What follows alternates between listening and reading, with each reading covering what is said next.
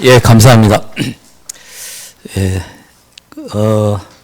저도 이게 한 두세 번째 되는 것 같은데, 몇 년 전에 해서, 옮기기 전에도 한번 했었던 것 같고, 다시 여러분들 뵙게 돼서 반갑고요. 뭐 사실 오늘 이렇게 뭐 연휴에 껴서 참석자가 적을 거라는 얘기는 들어서 그 다음 날짜는 제가 딱 또 우리 유전자 교정 그 사업단 워크샵이랑 겹쳐가지고 제가 오늘밖에 할 수가 없어서, 근데 뭐 혁신은 소수의 인원이 하는 겁니다. 그래서 아마 혁신 신약의 범위가 사실은 규정된 거는 없어요. 규정된 거는 없는데 지금까지 전문가들이 얘기하는 내용 안에서 제가 오늘 소개를 해드릴까 합니다. 그냥 가볍게 뭐 대상을 고등학생이라고 생각하고 자료를 준비해 달라라는 말을 들었어요. 그래서 너무 기분 나빠하시지는 마시고, 이분이 이제 성함이 거트루드 엘리온 명예 박사십니다. 노벨상을 타셨고요. 1988년에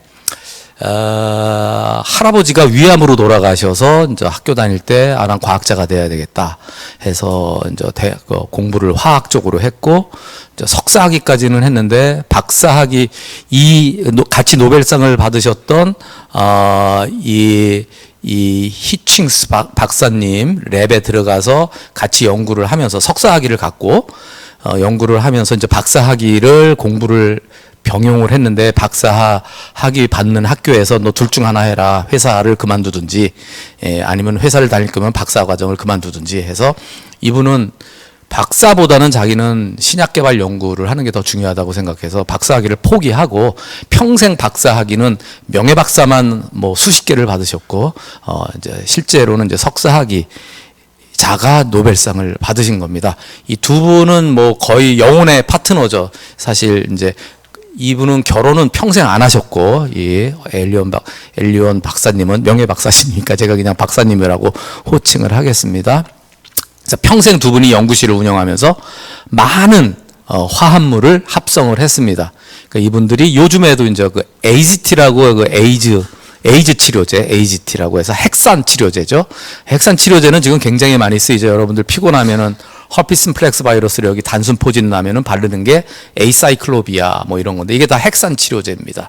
그래서 암세포, 바이러스들은 정상세포보다 DNA 복제, 합성이 굉장히 활발하게 일어나기 때문에 정상적인 핵산이 아니라 약간 모디파이드 된 핵산을 넣어서 그 복제가 필요한 바이러스나 암세포의 증식을 억제한다라는 개념입니다. 그래서 그거를 처음으로 그런 핵산 변형체를 연구해서 개발한 실험실입니다. 그 결과로 후에 이분들이 은퇴한 뒤에 이 실험실에서 계속 연구를 해서 이분들이 항암제로 개발했던 그런 핵산들을 계속 연구해서 AZT를 개발해서 에이즈 치료에 쓰였기 때문에 1988년도에 이제 노벨상을 받았습니다. 굉장히 많은 암 치료제, 혈액암 치료제를 개발을 한 거죠. 핵산.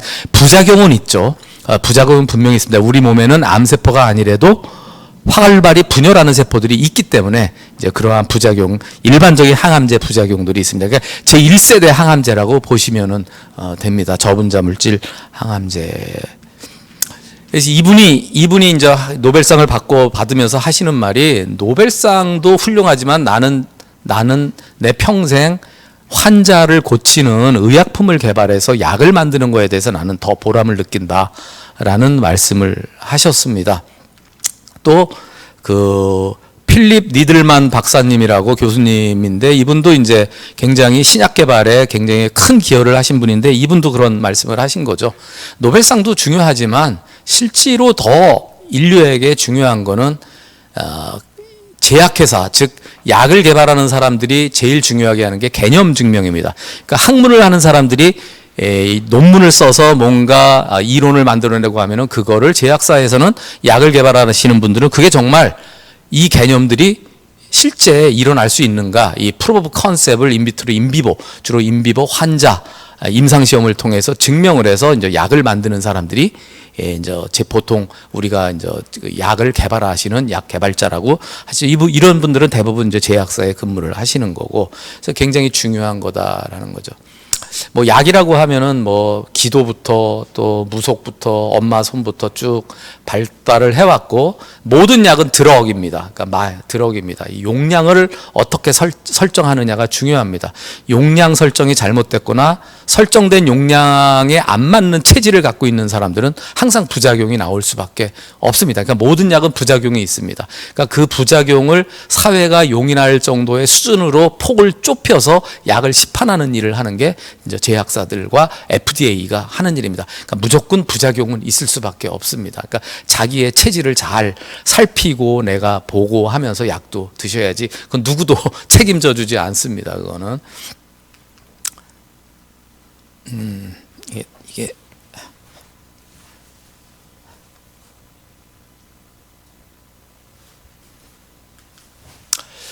그래서 뭐 또 제가 이 이전에 또 많은 여기 스타디가 있었으니까 혹시 제약 뭐 의약품에 대해서 들으셨을 수 있겠지만, 의약품은 크게 원료의약품, 완제의약품, 완제의약품은 다시 전문의약품, 일반의약품, 전문의약품은 처방전이 있어야 되는 거고요. 일반의약품은 처방전 없이 사실 수 있는 겁니다. 그래서 전문의약품이 조금 더 부작용의 범위가, 케이스가 프리퀀시가 크다고 보시면 됩니다. 그래서 의사가 좀 더 보고 처방을 해야 된다라는 거죠. 그래서 일반 의약품이라고 해서 부작용이 없다는 얘기는 아닙니다. 분명히 제일 많이 부작용이 일어나는 게, 술 먹고 머리 아프니까 타이레놀을 먹으면은 잘못했다가 죽을 수 있습니다. 실제로 간이 기능을 못 합니다. 이게 간이 이제 부담을, 심장이든 간이든 우리 몸은 일을 하다가 일을 더해 그러면 일을 하죠. 헉헉거리며 일을 합니다. 그러다가 그 한계가 넘었으면은 우리의 조직은, 기관은 그냥 스탑해 버립니다. 그냥 멈춰 버립니다. 심장이 마비가 되는 거고 간이 기능을 못 하게 되는 거고, 그래서 그냥 급사가 오는 겁니다. 가장 많은 사람들이 저지르는 약의 부작용, 타이레놀, 술 먹고 머리 아플 때 타이레놀을 먹는 겁니다. 그러면 간이 부담이 돼서 간이 이제 기능을 못하는 경우가 굉장히 많이 있습니다. 1년에 타이레놀로 죽는 사람들이 굉장히 많이 있습니다. 그래서 그 다음에 이제 우리가 신약, 보통 신약, 복제의약품 이렇게 얘기를 하는데, 복제의약품도 제네릭이라는 말이 있고 바이오시밀라라는 게 있습니다. 그러니까 제네릭은 저분자 화합물 의약품을 그대로 복사해서 똑같은 화학 성분으로 만들어서, 그러니까 그 특허가 끝났을 때 이제 많은 제약회사가 똑같은 성분으로 화학 합성을 해서 만들어서 팝니다. 똑같습니다. 그러면은 원래 오리지널 신약은 팔 때 그 브랜드 네임으로 팝니다. 예를 들면 타이레놀, 아세트 아미노펜이라는 성분이지만 이 제약사는 타이레놀이라는 제품명, 브랜드명으로 팝니다. 근데 이 제네릭은 브랜드명을 붙일 수가 없어요. 미국의 경우, 외국의 경우에는 그 성분명으로 팔아야 됩니다. 그러니까 제네랄하죠, 이름이. 그래서 이름이 제네릭입니다. 제네랄한 이름으로 팔린다 해서 제네릭입니다. 성분이 똑같습니다. 그러니까 오리지널이랑 똑같죠. 왜냐하면 케미칼 그거를 그대로 합성하는 거니까 구조, 몰레큘러 웨이트 뭐 이런 게 다 똑같죠. 그래서 그냥 우리는 복제약이라고 합니다, 제네릭을. 그런데 바이오 의약품, 예를 들면 유전자 치료제라든지 세포 치료제라든지 아니면은 세포에서 생산해서 만들어서 파는 항체, 단백질 의약품, 이런 것들은 똑같이 만들려고 해도 만들 수가 없습니다. 왜냐하면 생산할 때마다 달라질 수밖에 없습니다, 세포에서. 그래서 바이오 시밀라라고 얘기를 합니다. 비슷하다라는 거죠. 근데 원래 오리지널 약보다 기능이 좀 좋아, 그러면은 식약처에서는 이건 신약인데 뭐 이제 이렇게 얘기를 하고, 그러면 신약으로 신청해서 신약으로 해라 뭐 이렇게 하죠. 그래서 여러 가지 조금 더 복잡합니다. 계량 신약은 똑같은데 해보니까 조금 뭔가를 바꾸죠. 제형을 바꾼다든지 아주 일부를 바꿔서 원래 팔렸던 약보다 성능이 조금 더 좋아지거나, 옛날에는 말을 안 듣던 사람들한테도 이게 요거는 이런 사람들한테도 요거는 성능을 발휘해 뭐 이렇게 해서 조금 개량이 되면은 우리는 그거를 계량 신약이라고 얘기를 합니다. 다양한 약들이 있고요. 크게 의약품은 종류에 따라서 합성 의약품, 우리가 이제 보통은 저분자 물질이 되는 건데, 이제 최근에는 siRNA라든지 올리고뉴클레오타이드와 같은 그 핵산 그러한 의약품도 이제 합성 의약품으로 들어가게 됩니다. 자, 예를 들면 이번에 모더나에서 메신저 RNA 백신이 나왔죠. 그럼 메신저 RNA 백신은 합성 의약품일까요? 바이오 의약품일까요? 네. 그 메신저 RNA를 어떻게 생산했느냐에 따라서 달라집니다. 그냥 우리가 효소로 해서 인비트로 해서 생산을 했으면은 이거는 합성의약품이 됩니다. 그러니까 일반적으로 우리가 지금 쓰고 있는 처방되는 올리고뉴클레오타이드라든지 siRNA 이런 건 다 합성의약품입니다. 유전자지만 유전 물질이지만 합성의약품입니다. 생산이 어디에서 되느냐? 그러니까 생산이 세포나 살아있는 생명체에서 만들어진 거면은 그거는 이제 바이오 의약품이 되는 거고요. 그래서 이렇게 제조합 단백질이나 항체는 대부분 세포에서 만들어집니다. 세포를 배양하면서 그다음에 백신도 대부분 세포, 우리가 맞는 대부분의 백신도 예를 들어 HBV 백신, HPV 백신도 세포에서 바이러스 라이크 파티클이라고 해서 실제 바이러스와 모양은 구조는 같지만 그 안에 유전체가 다른 거를 갖고 있는 그러한 바이러스 라이크 파티클이 백신이고, 여러분들이 맞고 있는 독감 백신은 살아있는 똑같은 바이러스를 계란에서 생산해서 그거를 인액티베이션, 불활성화를 시켜서 맞습니다. 이러기 때문에 이런 것들은 다 바이오 의약품이라고 볼 수가 있죠. 그래서 1세대 바이오 의약품에는 이제 이러한 생물학적 제제, 단백질 치료제라고 해서 많이 인슐린, 인터페론, 뭐 성장 호르몬 이런 것들이 아주 대표적인 단백질 치료제가 되고요. 2세대로 넘어오면서 이제 세포를 배양하면서 항체 의약품이 이제 많이 나오게 됩니다. 그리고 이제 3세대라고 일반적으로 분류되는 게 이제 세포 치료제, 유전자 치료제 이런 것들이 3세대 바이오 의약품으로 불리고 있습니다. 근데 오늘은 이제 혁신 신약이 뭐냐라는 건데, 우리가 혁신이라는 말을 제일 먼저 썼던 게 언제, 제 기억에 의하면은 이제 옛날에 우리 혁신본부가 만들어졌고, 그 다음에 2017년인가 17년인가에 과기부에서 이제 혁신신약이라는 말을 써서 앞으로 이제 신약을 개발할 때 이제 혁신신약을 개발해야 되겠다라는 그러한 태스크포스 팀이 만들어지고 기획을 하고 뭐 이런 연구들을 했습니다. 그래서 이제 그 결과 2019년부터 혁신신약 파이프라인이라는 사업이 런칭이 됐고요. 그래서 이제 이러한 것들이, 그래서 그 이전에는 후보물질 최적화 사업이라는 게 있었고요. 그래서 후보물질, 거기에도 결국은 우리가 혁신신약, 세상에 없는 신약, 이제 세계에서 첫 번째 신약을 만들자라는 게 목표였었고, 그래서 그 후보물질 최적화 사업을 하면서 우리나라 연구자들이 신약 개발이 역시 아까도 첫 번째, 두 번째 슬라이드에서 말씀드렸지만 신약 개발 연구, 아까 신약 연구, 바이오 연구하고 신약 개발은 완전히 다른 분야입니다. 그러니까 우리나라에서 약대든 생물학과든 이런 데서 신약 개발 연구하시는 분들이 사실은 신약 개발에 대한 개념이 없으셨어요. 전혀 없으셨어요. 페이퍼만 내면 되니까. 그런데 이제 후보물질 최적화 과정 사업을 하면서 제약회사 과제도 많이 있지만 대학에 연구 계신 교수님들 과제도 많이 되면서 그때 많이 훈련이 됐고, 신약 개발이 이렇게 다르구나 해서 그때 많이 여러 가지 용어부터 해서 개발 방법이라든지 뭐를 검증해야 되는지, 밸리데이션이 왜 중요한지 뭐 이런 것들을 이제 아시기 시작하고, 우리나라도 과기부도 이제 신약 개발 연구는 어떤 식으로 매니지를 해야 되는지, 어떤 식으로 마일스톤을 체크업을 해야 되는지, 어떻게 고우 노고 디시전을 해야 하는지, 뭐 이런 것들의 경험들이 녹아 나가서 지금 KDDF가 이제 운영이 되고 있는 겁니다. 그래서 이제 최근에는 또 작년 2022년부터는 이 바이오 이슈 분야를 발굴하면서 이제 그 중에 하나가 이제 혁신 R&D 첨단 신약을 하는데 어떻게 혁신적으로 이 첨단 혁신 신약을 갖다가 우리가 개발할 수 있는지에 대한 정책 플랫폼이 2022년 준비를 해서 2023년부터 지금 이제 돌아가고 있고요.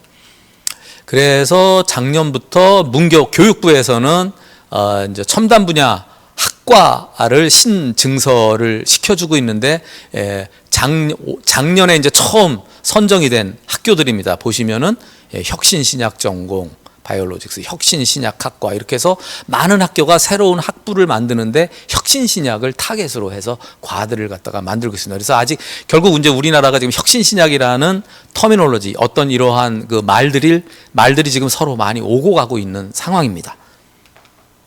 근데 혁신신약이 뭐냐? 정해진 답은 없습니다.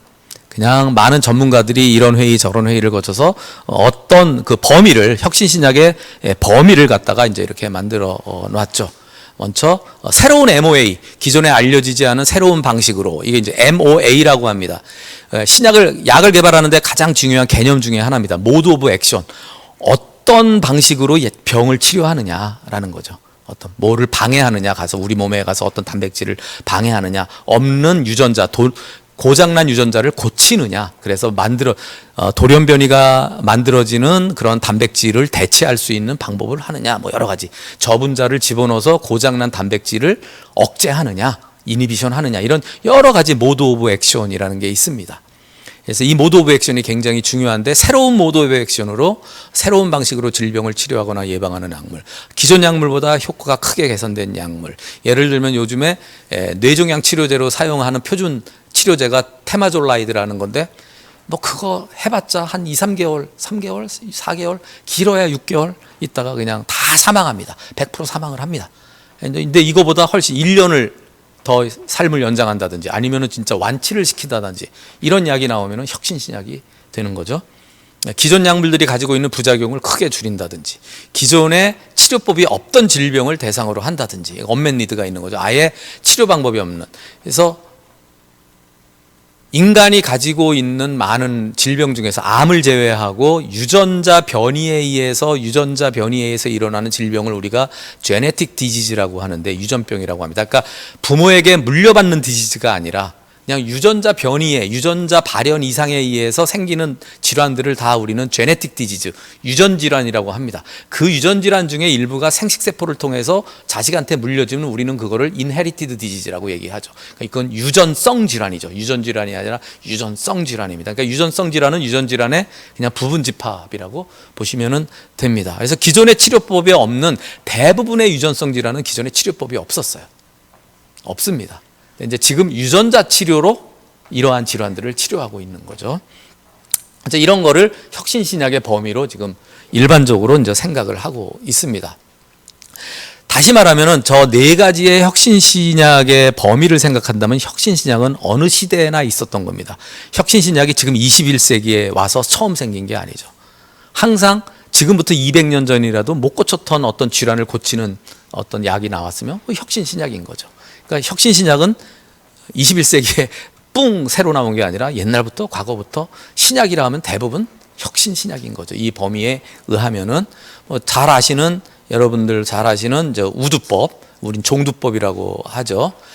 이게 뭐 잘 아시다시피 제너라는 의사가 이 소젖을 짜는 사람들이 가끔 걸립니다. 그러니까 왜 소에 천연두를 걸리는 바이러스, 이거는 이제 카우팍스 바이러스입니다. 사람한테 천연두를 일으키는 바옥스는 스몰팍스, 이제 그 베리올라 바이러스라고 하는데 거의 비슷하지만 조금 다릅니다. 그러니까 소에 천연두를 일으키는 그 카우팍스에 걸렸던 사람들은, 이제 우유를 짜는 사람들은 걸리게 됩니다. 며칠 알아요. 그러다가 뭐 몇 년 지나서 그 지역에 사람한테 천연두를 일으키는 바이러스가 유행을 해요. 많은 사람들이 걸려서 죽거나 뭐 엄청나게 고생을 하는데, 많은 사람들이 죽는데, 이 우유를 짰고 그 전에 우두에 한번 이 며칠 알았던 사람들은 안 걸리더라. 이제 이런 데서 뭔가 있다 해서 이제 그 소의 염증, 그러니까 스몰팍스, 그러니까 카우팍스에 걸린 젖소의 염증 부위를 채취해서 거기에서 있는 걸로 사람들한테 접종을 하기 시작한 거죠. 그랬더니 이 사람들이 조금 며칠 앓다가 그 다음에 천연두가 돌 때는 걸리지 않더라. 이게 이제 백신의 시초입니다. 그럼 왜 백신이라고 이름을 붙였느냐? 이게 베리올라 바이러스인데, 이게 100년 이렇게 뭐 150년 이렇게 손에서 거쳐서 입에서 입으로 구전이 된 거죠. 야, 이렇게 했더니 천연두에 안 걸리더라. 그러니까 소의 염증 부위에 고름을 추출해서 거기서 필터를 해서 그 나온 물을 가지고 접종을 하면 된다 해서, 그러면 그거를 이제 그때 옛날에는 냉장고도 없으니까 뭐 손에서 넘어가니까 그 안에는 접종액 안에는 소의 천연두를 일으키는 카우팍스 바이러스가 있었을 거예요. 근데 그게 10년, 20년, 50년, 100년을 넘어가서 손에서 넘어가서 이게 이제 뭔가 변형이 되고 뭐 바꿔치기도 되고 한 거죠. 나중에 우리가 그 연구를 할 수 있었을 때 보니까 세상에 없는 바이러스가 있었던 거예요. 그러니까 사람한테 천연두를 일으키는 바이러스와도 다르고 소의 천연두를 일으키는 바이러스도 다른 바이러스가 손에서 의사들 손에서 넘어가면서 백신이 접종이 되고 있었던 거죠. 그래서 그 이름을 우리가 백시니아 바이러스라고 붙였어요. 이게 세상에 없는 바이러스입니다. 원인을 모릅니다. 어디서 온 건지 모릅니다. 그래서 백시니아 바이러스, 베리올라 바이러스 뭐 이제 여기서 나온 거죠. 그래서 이름이 백신이 된 겁니다. 백신 접종하는. 그래서 지금 예를 들면은 우리가 신라젠에서 그 백시니아 바이러스를 가지고 뭐 항암 치료제를 개발하겠다는데 그 백시니아 바이러스가 그 똑같은 바이러스입니다. 그래서 우리가 예방 접종하는 거를 백신이라고 이름을 붙이는 것도 이 백시니아 바이러스에서 이름이 온 거고, 이거는 원래 저절로 태어난 게 아니라 뭔가 우리가 인류가 모르게 어떻게 변형이 돼서 이 인류 손에 들어온 건데 굉장히 값비싼 산물인 거죠. 이걸 갖고 요즘 많은 일들을 하니까 많은 사람들을 살렸고, 엄청난 혁신 신약이죠. 천연두로 많은 사람들이 죽었던 거를 이제 했으니까. 그리고 천연두는 지금 현재 스몰박스는 전 인류, 전 지구상에서 멸종됐다라고 얘기를 합니다. 하지만 많은 병원, 연구소나 학교나 이런 연구 그 냉장고에는 있습니다. 냉동실에는. 그러니까 언제든지 이거는 전쟁 무기로 다시 또 사용될 수가 있죠. 뭐 또 박테리아에 의해서 사람들이 많이 이제 희생을 당했는데, 이게 제가 나무 위키에서 따온 겁니다. 나무 위키에서. 페니실린은 1928년 포도상구균 배지에서 인플루엔자 바이러스에 관한 연구를 하던 중 우연히 배양기에 발생한 푸른 곰팡이 주의가 뭐 이렇게 봐. 제가 이거를 읽고, 아니 도대체 박테리아 뭐를 키우는 배지에 어떻게 인플루엔자 바이러스를 연구를 할 수 있지? 라는 생각을 한 거죠. 이제 이 엉터리 정보죠. 나무 위키에 나온 거, 뭐 네이버의 지식에 나오는 거 믿으시면 안 됩니다. 심지어는 챗GPT도 거짓말을 엄청 잘합니다. 진짜 자기네가 만들어서 거짓말을 해서 저희한테 보여줍니다. 이렇게. 절대로 믿으면 안 되고, 그러니까 결국 내가 공부를 더 잘해서 걔네들이 제시한 게 정말 거짓말인지 정말인지 내가 판단을 할 줄 알아야 되는 거고, 이 플레밍이라는 학자는 그 박테리아를 죽이는 연구를 하고 있었는데, 무슨 연구를 하냐면은 사람 콧물이나 침에서 라이소자임을 분리하면은 침이나 콧물에 박테리아를 못 자라게 하는 뭔가가 있다를 이미 알고 있었어요. 그 연구를 하고 있었어요. 그래서 사람 콧물이나 타액 같은 데서 어떤 효소를 분리해서, 라이소자임이라는 효소인데 분리해서 이제 이 배지에다가 그거를 첨가한 다음에 포도상균을 배양하고, 그러면은 배양이 안 되겠죠. 만약에 뭔가. 그래서 이제 그 실험을 하다가 뭔가 일이 있어서 며칠간 그거를 자기 책상에 뚜껑을 열어놓고 나갔다가 며칠 있다가 온 거죠. 근데 그때 우연히 기온이 높지 않았어요. 기온이 높았다면은 주변에 있었던 포도상균이 그 배지에 앉아가지고 꽉 채웠을 거예요. 근데 그러니까 얘네들의 증식 속도가 느렸던 거죠. 근데 우연히 아마 이 사람이 3층에서 일을 했나 그런데 2층에 곰팡이를 연구하는 실험실이 있었어요.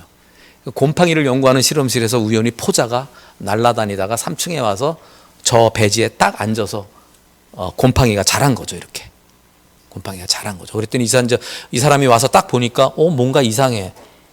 자기가 접종하고 간 박테리아가 이렇게 쭉 자라다가 요 주위에서는 지금 못 자라고 있는 게 보인 거예요. 이게 이제 보통 사람이 보면은 그러고 버렸을 텐데, 이제 이 사람은 인사이트가 있는 거죠. 저 곰팡이가 뭔가를 분비하나? 그 분비하는 것 때문에 박테리아가 못 자라나? 이제 이렇게 생각을 하는 거죠. 그래서 연구를 하기 시작해서 발견한 게 페니실린. 이게 이제 페니실리움이라는 곰팡이에서 분비된 어떤 물질이 박테리아를 자라지 못하게 한다. 그래서 이제 이런 거를 우리가 항생제라고 하죠. 안티바이오틱스라고 하는 겁니다. 얘네들은 박테리아만 못 자라게 하거나 죽이는 거를 우리가 안티바이오틱스라고 합니다. 안티바이오틱스는 사람한테는 사실은 어떤 영향을 크게 못 끼쳐요. 근데 이제 우리가 무좀균이나 뭐 이러한 곰팡이를 죽이는 그러한 거는 안티펑갈 에이전트라고 하는데, 걔네들은 사람 세포에도 치명적인 영향을 줍니다. 그러니까 함부로 잘 못 씁니다.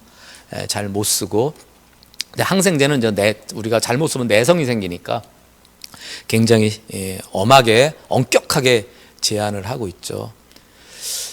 엄청난 신약이죠. 인류의 평균 수명을 제가 볼 때는 이제 몇십 년을 갖다가 연장시킨 게 항생제라고 봅니다.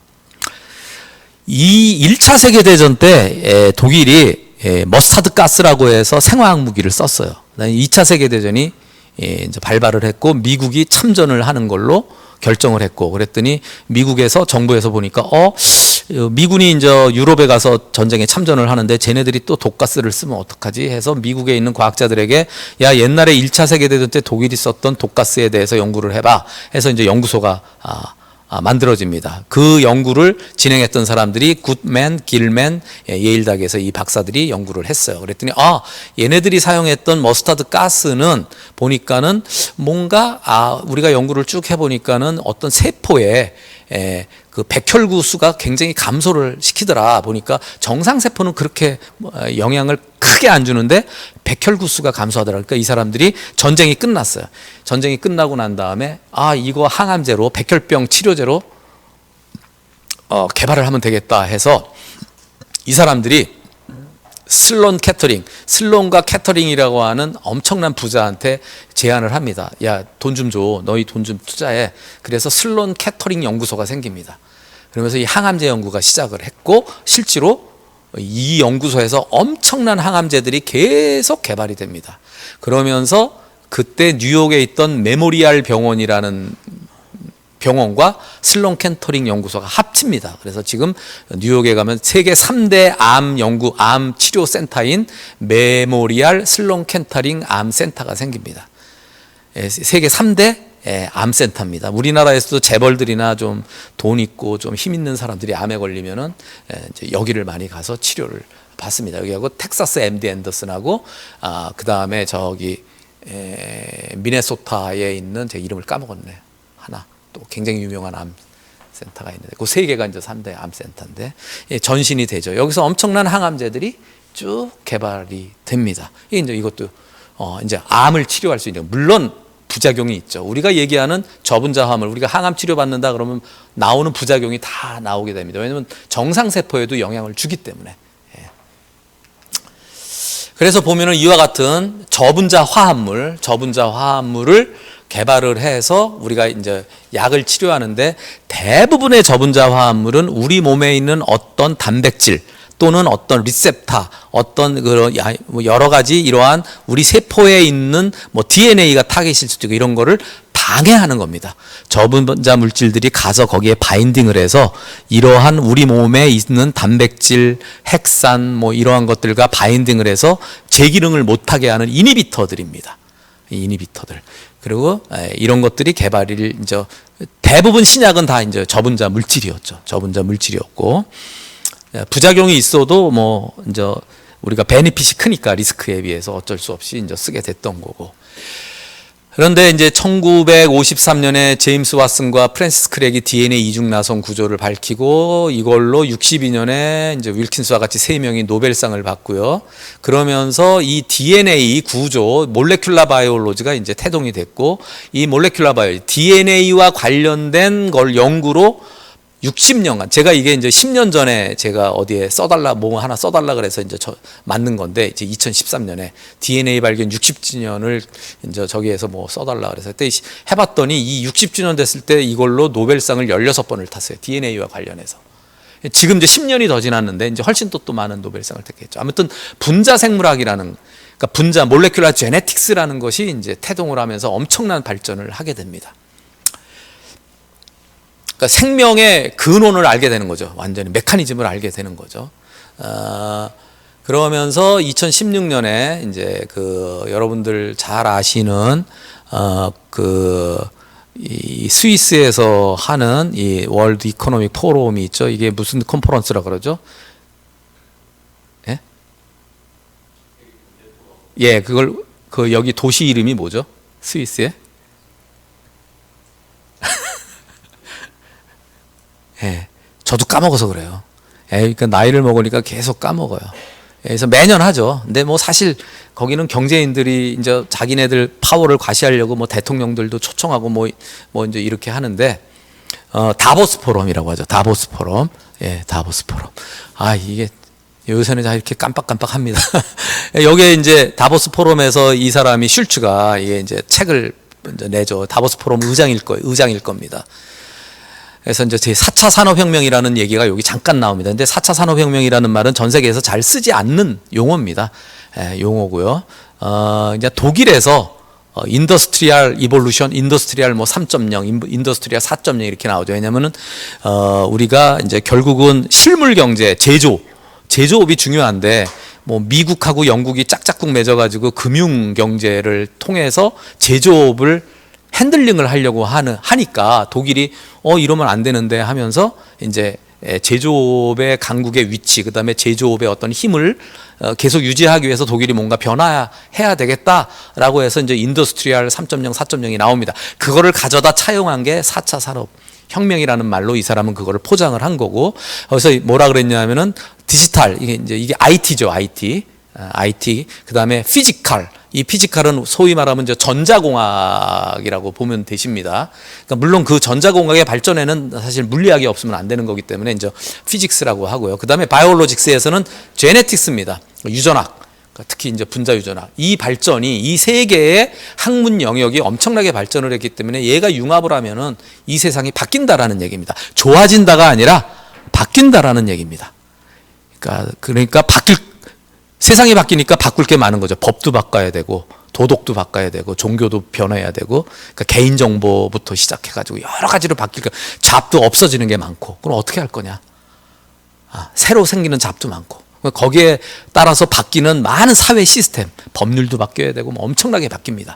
빨리 이거 대처해야 된다. 특히 여기에서 이 사람들이 여기에 이제 synthetic biology라는 말을 쓰고, 여기에 이제 4D 프린팅, 여기에는 이제 3D 프린팅은 여기에 붙어 있지만, 여기에 보시면, 여기 잘 읽어보시면은, 이 책을 잘 읽어보시면 여기에 synthetic biology 안에 4D 프린팅, 여기 이제 바이오 프린팅이라고 말을 제가 썼지만은 4D 프린팅입니다. 이게 이제 오가노이드라든지 유전자 치료라든지 새로운 수정란에다가 유전체 편집을 해서 뭔가 새로운 생명체를 만든다든지 합성 생물학으로 지구상에 없는 새로운 생명체 지금 만들어내고 있거든요.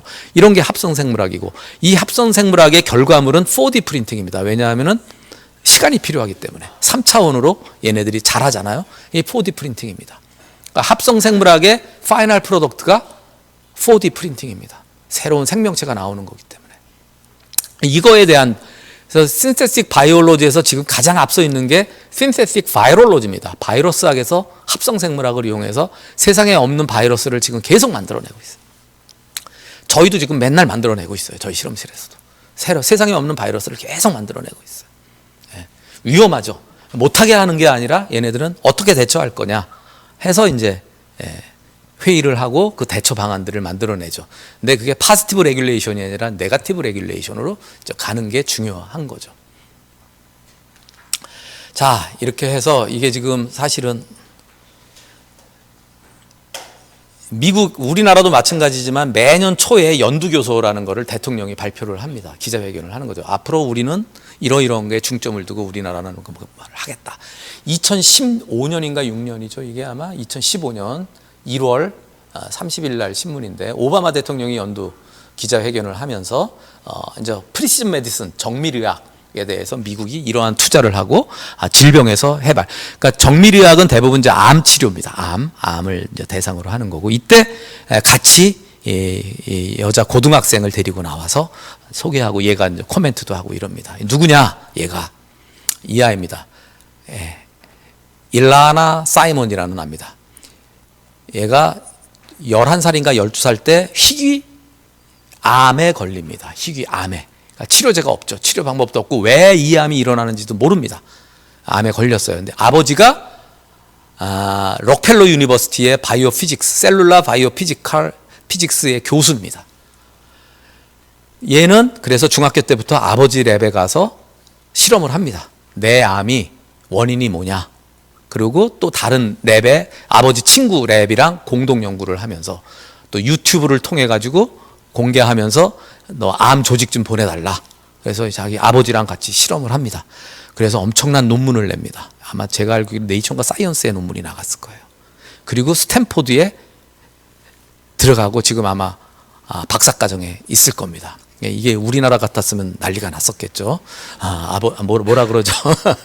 예. 이 얘기를 하려고 제가 꺼낸 거는 아니고,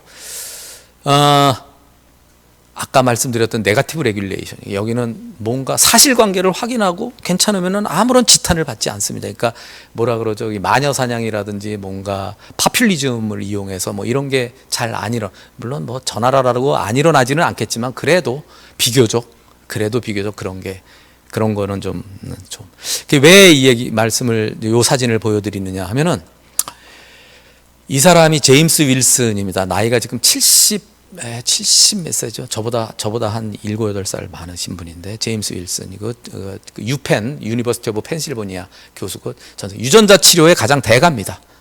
근데 이분이 한 10몇 년 전에 이분이 연구 책임자로 임상시험을 하다가 18살 먹은 젤싱거라는 남자 소년이 죽었어요. 유전자 치료 임상시험을 받다가 아데노바이러스 벡터를 가지고. 우리나라 같았으면 이제 생매장 됐죠. 근데 이분은 어떠한 민사, 형사 책임을 지지 않았어요. 그러면서 이분은 그때부터 아데노바이러스는 아니야. 그러고 이제 AAV를 연구를 합니다. 아데노 어소시에이티드 바이러스를. 세계 최고의 권위자가 됩니다. 또 그때도 세계 최고의 권위자죠. 지금 전 세계에서 졸겐스만 한 번 치료하는데 25억 받는 졸겐스만, 노바티스라든지 다 이 사람 랩에서 나온 AAV 벡터를 라이센싱해서 쓰는 겁니다. 거의 대부분 AAV 벡터는 다 이 사람 랩, 이 사람 제자 랩에서 나온 겁니다. 아무런 제재 받지 않고 지금도 자기 회사가 아니라 자기의 특허를 이제 라이센싱 아웃을 했죠. 그래서 그 회사가 AAV 벡터에 대한 모든 라이센스 권리를 갖고 있어요. 노바티스가 저 회사에 엄청난 로열티를 냅니다. 많은 제약회사가. 자, 이분이 제가 한 10년 전에도 제가 초청을 했었고, 우리나라에. 그래서 저 생화분자생물학회 때 이제 요번에 이제 작년에 제가 이제 또 초청을 해서 제가 운영하고 있는 저 유전자의학 센터를 방문을 하셨어요. 이분이. 방문을 했고, 이제 이게 접니다. 이게 저고, 이제 같이 동료랑 이렇게 왔는데, 제가 이제 얘기를 하는 도중에 이분이 뭐라 그랬냐면은, 야, 내가 도와줄 거 없니? 그러더라고요. 내가 도와줄 거 없니? 너 이거 미국 가서 너희가 하는 일을 미국 가서 계속 발표를 해야 돼. 그래야 알아. 세계가 알아줘. 근데 좀 우리나라는 힘들어. 이거 뭐 미국에 한 2번만 가려고 그래도 왜 가냐? 뭐 보고도 많이 해야 되고 힘들어. 내가 도와줄 거 없니? 그래서 나는 너희한테 제일 부러운 게 뭐냐면 너희들의 그 청문회 또는 공개성이다라는 거죠. 모든 커미티는 커미티 위원들 명단이 다 공개가 돼요. 그 사람들 CV가 다 공개가 돼요. 거기서 그 사람이 그 커미티 위원회에서 무슨 발언을 했는지가 다 공개가 됩니다. 다 공개가 됩니다. 그런데 거기서 컨플릭트 오브 인터레스트가 있다고 해서 누군가가 제보를 하거나 뭔가 오면은 청문회를 엽니다. 청문회가 무서운 청문회가 아니에요. 그냥 관련자들 모아놓고 너 나와서 한번 너 소명해봐 그럽니다. 사실적으로 소명을 합니다. 문제 없어. 그럼 아무 일도 없었던 듯이 그냥 또 일을 하면 됩니다. 만약에 거기서 무슨 일, 너 정말 규정 위반했어. 컨플릭트 오브 인터레스트가 있어. 그러면 거기에 대한 처벌을 받죠. 근데 그 처벌이 무지무지하게 크죠. 다시는 그 자리로 복귀하지 못하는 처벌이 오죠. 그런 거는. 그러니까 무서워서 안 하죠. 하지만 내가 그런 일을 안 했으면 얼마든지 자기가 일을 할 수 있습니다. 청문회 가서 소명하면 됩니다. 그럼 아무 일도 없었. 근데 우리나라는 내가 일을 잘못했든 안 했든 감사가 들어오죠. 감사가 들어오면 일단 몇 달 내일 아무것도 못하고 그거를 당하고 나면 이제 모든 의욕을 잃습니다. 내가 무슨 부귀영화를 내고 내가 이 일을 해. 난 열심히 했는데 모함이나 받고 그러면서 대부분 손을 놔요. 대부분. 이런 게. 그래서 너희는 어떻게 너도 그때 사람 하나 너 치료하다 죽었는데 너 지금 더 대가가 돼 있잖아. 이게 어떻게 가능한 일이냐 너희는. 이제 그때 이제 이런저런 얘기를 많이 했어요. 자기네도 얘 처음부터 그러지는 않은 거다. 처음부터 그러지 않은 거다. 하지만 많은 사람들이 객관적으로 하고, 그러니까 커미티를 투명하게 하는 게 자기네는 답이다라고 생각을 하기 때문에 그렇게 운영을 하다가 보니까 지금 이렇게 됐다. 그래서 NIH, FDA에 하는 모든 커미티가 공개입니다. 여러분들도 들어가서 다 볼 수 있어요. 대단한 분이죠. 요번에 또 옵니다. 요번에는 저기 제주도에서 하는 가을에 그 분자생물학회에 이제 저희가 플래너리 렉처로 이제 오셔서 또 얘기를 하십니다. 이게 원래 동영상인데 혹시 이거 어떤 드라마인지 아세요? 보신 분 있나요? 다운튼 애비라는 BBC에서 1910몇 년부터 20몇 년 사이, 그러니까 1차 세계대전 전후에 영국의 귀족 집안에 대한 얘기입니다. 되게 재밌는데, 거기에 이제 그럼 주치의가 있겠죠. 귀족이니까. 주치의랑 그 가족이랑 얘기하는데, 의사 선생님, 지금 런던에서 보니까 당뇨병 환자를 고칠 수 있는 약이 나왔다는데요. 이제 이런 얘기가 나옵니다, 여기. 그러니까 그때만 해도 벌써 이미 당뇨병이라는 게 아주 엄청난 사회적 어떤 이슈가 되는 무서운 병이었던 거죠. 치료제가 없으니까 그냥 아이가 소아당뇨 걸리면, 일형당뇨는 당연히 그냥 아이가 그냥 오래 못 살고 죽죠. 그러니까 옛날에는 당뇨에 걸리면 다 결혼하기 전에 아기 못 낳고 죽습니다. 그래서 유럽에는 당뇨 환자가 사실은 별로 없어요. 왜냐하면 흑사병, 그 다음에 여러 가지 역사적 사실을 통해서 당뇨병 인자가 있는 사람들은 많이 죽었어요. 그래서 비만이 돼도 당뇨병에 안 걸리는 유전인자를 갖고 있는 사람이 많아요. 유럽하고 미국에는. 그래서 비만이라도 당뇨병에 안 걸려요. 근데 중국이나 한국이나 이런 데는 역사적으로 그러한 역사적 사실이 없어요. 워낙 못 먹었기 때문에 당뇨병 걸린 환자들이 비만에 걸려서 당뇨에 걸려서 죽을 확률이 별로 없었어요. 그래서 지금 중국은 1년에 당뇨 신환이 200만 명이에요. 200만 명에서 계속. 왜냐하면 유전적으로 그런 유전자가 계속 이어져 내려온 사람들이 많이 있기 때문에. 근데 지금은 약이 있으니까 다 결혼해서 애 낳아요. 그럼 그 애도 또 나중에 이제 당뇨 걸릴 확률이 높아지는 거죠. 이게 굉장히 재미있는 사실인데, 당뇨가 이제 1921년 1차 세계대전 전후죠. 그때는 어떻게 했냐면 돼지의 췌장에서 인슐린을 이제 분리해서 이제 이러니까 당뇨가 좀 나아지는 것 같아. 이 아이가 이제 그 치료를 받은 거죠. 이제 그 개발했던 사람들이고 이렇게 했습니다. 그 얘기를 아까 그 다운튼 애비에서 얘기를 하는 겁니다. 야, 이런 치료제가 나왔대. 근데 이것들이 이제 유전공학, 아까 이제 몰레큘러 제네틱스가 발전을 하면서 우리는 DNA 재조합 기술을 갖게 됩니다. 이 염기서열을 보고 염기서열을 해서 DNA 어디부터 어디까지 자르면은 어떤 유전자를 우리가 꺼집어내서 이세포 박테리아에다 집어넣을 수도 있고 이스트에다 집어넣을 수도 있고 만만히 휴먼셀에도 집어넣을 수 있는 기술을 이제 인류가 확보를 했습니다. 재조합 DNA 기술을. 그래서 사람의 인슐린 유전자를 이콜라이 또는 이스트 효모에 넣어서 사람의 인슐린 유전자를 대량으로 생산하게 됩니다. 그리고 전 세계로 해서 이제 당뇨병 환자들의 희소식이 된 거죠. 그 다음에 주사기도 이렇게 딱 적정량만, 내가 찌르기만 하면 적정량. 이게 양이 굉장히 중요한데, 주사기로 하면은 양을 조절 못해서 또 부작용이 많은데, 지금은 다 적정량, 내가 찌르면은 그냥 정해진 양만 탁탁탁 들어가는 거죠. 그러니까 자기가 허벅지에 그냥 찌르면 되는 이러한 획기적인 엄청난 혁신 신약이죠. 이게 이제 유전공학, 우리가 유전공학이라고 그랬는데, 이제 재조합 단백질에 의해서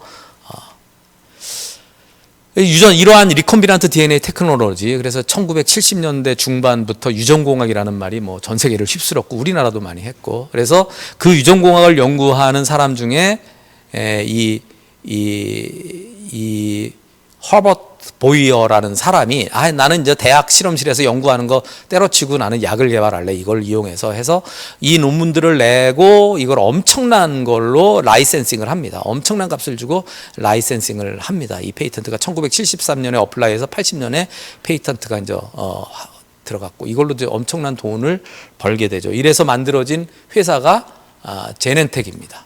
들어보셨는지 모르겠지만 제넨텍입니다. 유전공학 회사죠.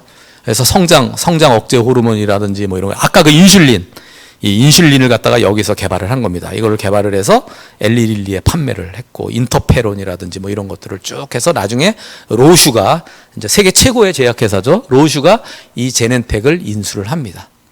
이 두 사람이 창업자고, 이 사람은 이제 대학 실험실에서 나는 이제 대학에서 연구 안 해 하고 창업을 해서 그러니까 소위 말해서 바이오 스타트업의 효신 거죠.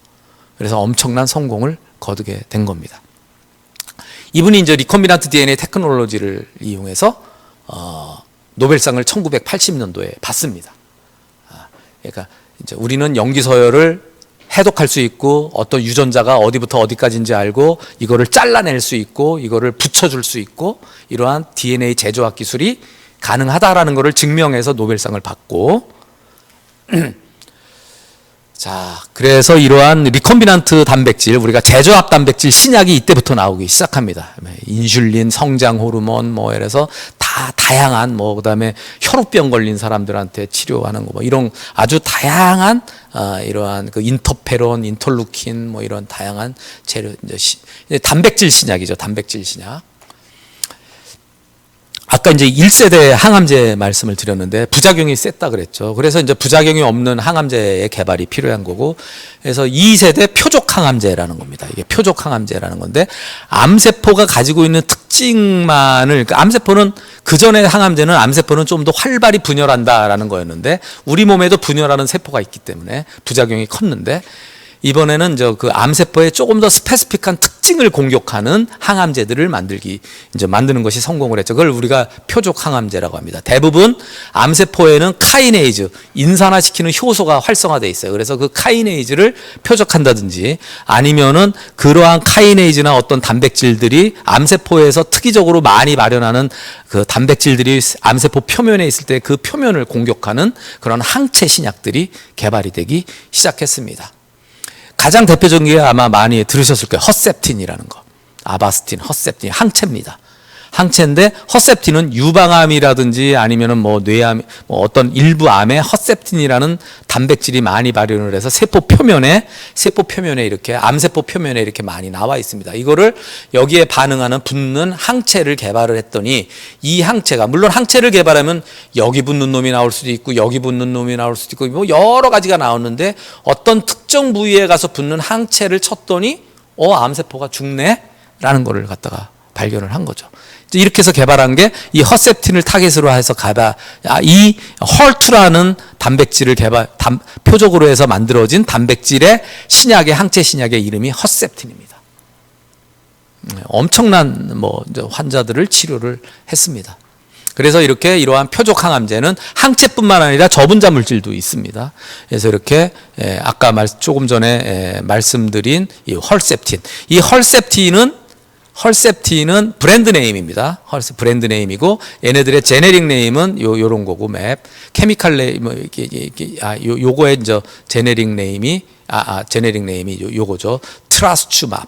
그래서 닙이 있는데 맵으로 끝나는 거는 다 모노클로날 항체, 단일 클론 항체라는 뜻이고 항체 신약이라는 뜻이고, 여기 티닙이라고 끝나죠. 티닙이라고 하는 거는 아까 타이로신 카이네이즈의 저해제, 저분자 물질입니다. 저분자 화합 물질입니다. 그래서 이러한 그 제네릭 네임을 보면은 이게 어떤 치료제인가를 알 수가 있습니다. 예를 들어 타이레놀 브랜드 네임이지만 아세트아미노펜은 이 타이레놀의 이제 케미칼 네임이고, 자 그러면 여기 예스카타라고 혹시 들어보셨어요? 예스카타. 아주 유명한 카티 치료제죠. 칼티 치료라고 요새 혈액암을 거의 70-80% 완치시키는 칼티 치료제 이름이, 브랜드 네임이 예스카타입니다. 이 예스카타의 제네릭 네임입니다. 여기에 보면은 마지막이 셀로 끝나죠. 셀. 이 셀로 끝나니까 세포 형태가 약이구나를 알 수가 있는 거예요. 그러니까 유전자로 조작된 세포가 되는 거죠. 그러니까 렌티바이러스 벡터가 들어가서 이제 만들어진 세포가 되는 거죠. 그 다음에 이제 최근에 알츠하이머 항체 치료제가 나왔죠. 알츠하이머를 일으키는 이러한 A베타 플라크들을 없애줄 수 있는 이러한 항체들을 개발해서 최근에 2개 도마네맙까지, 그러니까 바이오젠하고 에이자임, 일본 회사가 개발한 건데 미국의 바이오젠이 사가지고 같이 개발을 했습니다. 그래서 얘네들이 계속 만들어낸 게 레카네맙이라는 거고요. 이 레카네맙이 요거고요. 얘네가 아두카누맙, 그 다음에 레카네맙을 개발해서 얘가 먼저 승인이 됐고, 근데 얘는 거의 효과가 별로 없다라고 돼 있고, 요번에 우리나라도 아마 몇 주 전에 승인이 됐죠. 이 레카네맙이 치매에 진행을 한 25% 내외를 늦춰준다. 뭐 이렇게 해서 나온 겁니다. 근데 아마 한 번 투여받는데 아마 1,500만 원인가 2천만 원 정도 되고 아마 한 달에 한 번인가 두 달에 한 번을 계속 맞아야 되는 걸로 알고 있어요. 근데 이제 어떻게 될지 모르죠. 이렇게 해서 항체 치료제들이 계속해서 나오고 있고요. 근데 이제 항체 치료제만 가지고도 문제가 이제 뭐 별로 이렇게 타겟 질환들이 많지 않아요. 그래서 이거를 조금 더 혁신적으로 효과를 갖다가 올릴 수 있는 방법이 뭔가 했더니 이 항체에다가 암세포를 죽일 수 있는 드럭을 컨주게이션을 하는 겁니다. 붙이는 겁니다. 그래서 이게 안티바디의 드럭을 컨주게이트 시켰다 해서 요즘 ADC 신약이라고 하는 거죠. 요즘 뉴스에 많이 나오는 예를 들면은 어디죠? 레고캠바이오가 이제 레가캠이라 이름을 바뀌었는데 우리나라의 레고캠바이오라든지 뭐 이런 데가 다 ADC를 개발하는 그 바이오 벤처고요. 그다음에 항체에다가 한 군데 타겟을 하나만 잡는 게 아니라 다른 데도 붙일 수 있게 두 번째 타겟의 어떤 그러한 모이에티를 여기다가 집어넣습니다. 그래서 스페시픽한 게 옛날에는 모노 스페시픽 했는데 여기에 하나, 여기에 하나 또는 여기에 하나, 이쪽에 하나 이런 식으로 해서 스페시픽하게 바인딩 할 수 있는 능력을 두 군데다가 만들어줍니다. 그래서 이걸 바이스페시픽 항체라고 합니다. 그래서 요즘은 ADC에다가 바이스페시픽까지 집어넣습니다. ADC인데 바이스페시픽이에요. 그럼 왜 바이스페시픽이냐? 하나는 암세포에 가서 특이적으로 달라붙게 만들고 이 항체가. 그 다음에 또 한 군데는 면역세포에 가서 또 달라붙게 만드는 거를 하면은 항체에 가서 달라붙었는데 면역세포까지 끌고 오니까 얘가 바로 옆에 있는 암세포를 죽일 수 있다라는 거죠. 이게 바이스페시픽 항체의 특징입니다. 그러니까 좋은 점이죠. 거기에 ADC까지 했으면은 드럭까지 암세포를 죽일 수 있는 게 면역세포도 암세포를 죽이지만 거기에 콘주게이션 있는 드럭, 저분자 물질도 이제 암세포를 죽인다. 그래서 ADC와 바이스페시픽을 커플링하는 경우를 요즘에 이제 많이 개발을 하고 있습니다. 이게 지금 우리나라에서 이러한 이중항체가 바이스페시픽이고요. 항체 약물 접합체가 ADC를 얘기하는 겁니다. 이렇게 레고펜바이오를 비롯해서 많은 회사가 이러한 ADC 또는 바이스페시픽 항체를 개발한다라고 출사표를 갖다가 던지고 있고요. 그 다음에 이제 제3세대 면역 항체가 나왔죠. 우리 몸의 면역 기능은 뭐 온 조직을 돌아다니면서 이게 우리 몸에 뭐가 박테리아가 들어왔나 바이러스가 들어왔나 그래서 바이러스에 감염된 세포가 있나 아니면 암세포가 만들어졌나 이런 거를 이제 조사하면서 다닙니다. 그게 이제 센테니얼 셀들이라고 하는데 면역세포죠. 그래서 이제 그거를 발견하면은 이제 전투 병력을 이제 불러옵니다. 시그널을 줘서 그러면 이제 항체가 오게 되거나 T 셀들이 오거나 NK 셀들이 오거나 해서 이제 그 세포들 바이러스가 감염된 세포를 죽이거나 암세포를 죽입니다. 그런데 이 면역 기능이라는 거는 사실 밸런스가 중요해요. 이게 너무 강하면은 우리 정상 세포를 또 공격을 해요. 그래서 그 오토임뮨 디지즈가 면역이 조금 민감한 사람들은 뭐 알레르기도 많이 일어나고 그러니까 알레르기라는 게 결국은 면역이 내가 너무 과다한 거예요. 그래서 면역에는 크게 두 가지 면역력에는 면역 관용성이 있고 면역 증강이 있어요. 그래서 임뮤노 프리빌리지 우리가 면역력이 너무 잘못 발휘되면 안 되는 곳이 있어요. 뇌하고 눈 이런 데는 아예 면역 기능이 없어요. 거기는 굉장히 프로텍션이 돼야 돼요. 왜냐면 면역 기능이 없으니까. 우리는 거기를 임뮨 프리빌리지, 그러니까 면역 특권 지역이라고 해요. 면역 세포들이 공격을 못 해요. 그러니까 거기 감염되면은 안 되니까 다른 방법으로 거기를 감염을 억제를 합니다. 근데 또 어떤 데는 면역이 또 너무 항진이 되어 있는 분야들도 있고 그거를 잘 레귤레이션을 해야 돼요.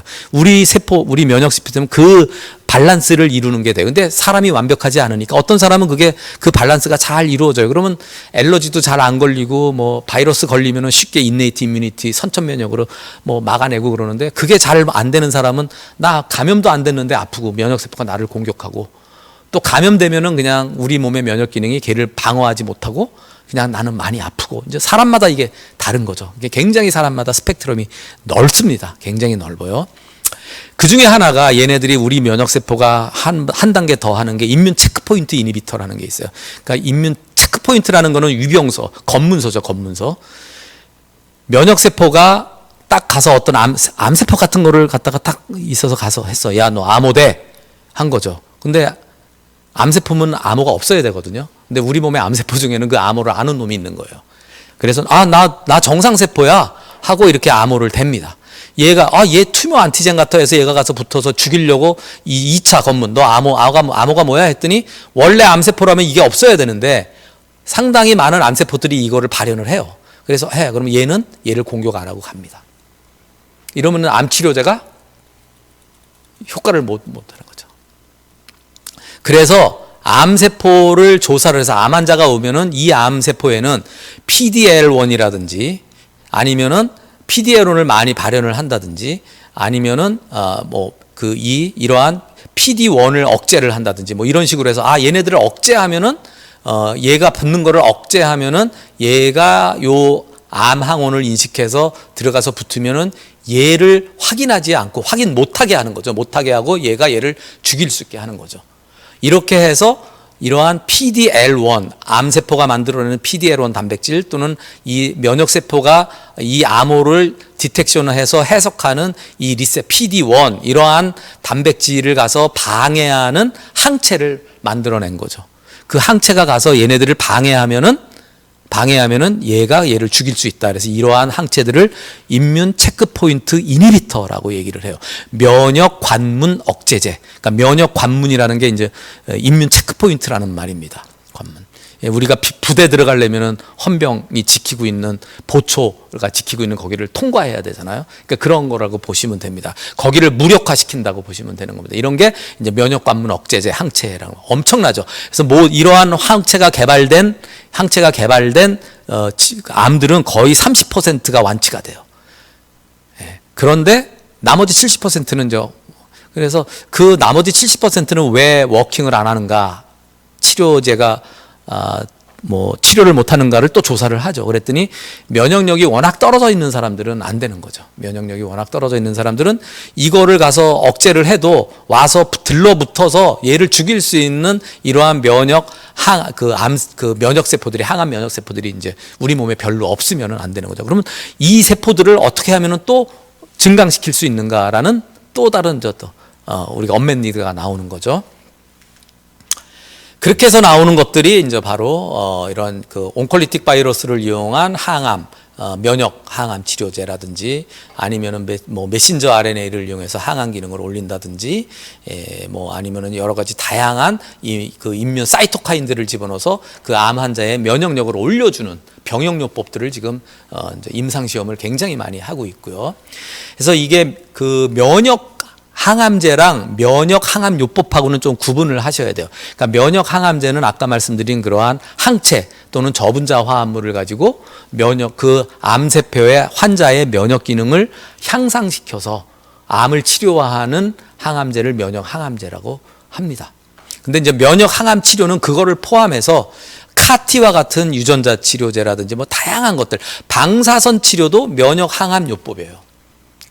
방사선 치료조차도 라디오 세라피, 키모세라피 여러 가지들이 있어요. 그래서 면역 항암요법과 면역 항암제는 또 구분이 되는 거고요.